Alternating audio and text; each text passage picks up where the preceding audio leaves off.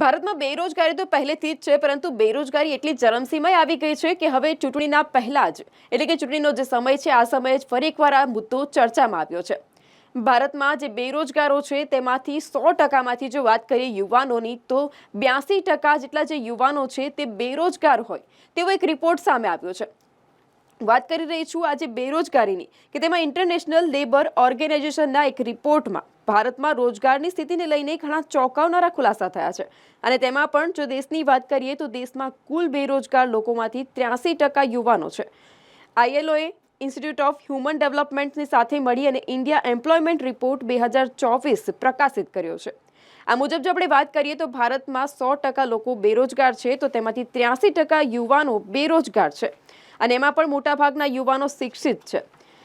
આમ તો જોવા મળતું હોય છે કે અત્યારે ગમે તેટલા ભણેલા હોય તેઓ ગમે એટલા શિક્ષિત હોય તેમ છતાં પણ નોકરીઓ અત્યારે ક્યાંય મળતી નથી અને તેવામાં જ હવે ચૂંટણી સમયે આ એક રિપોર્ટ ચોંકાવનારો જે રિપોર્ટ છે તે સામે આવ્યો છે।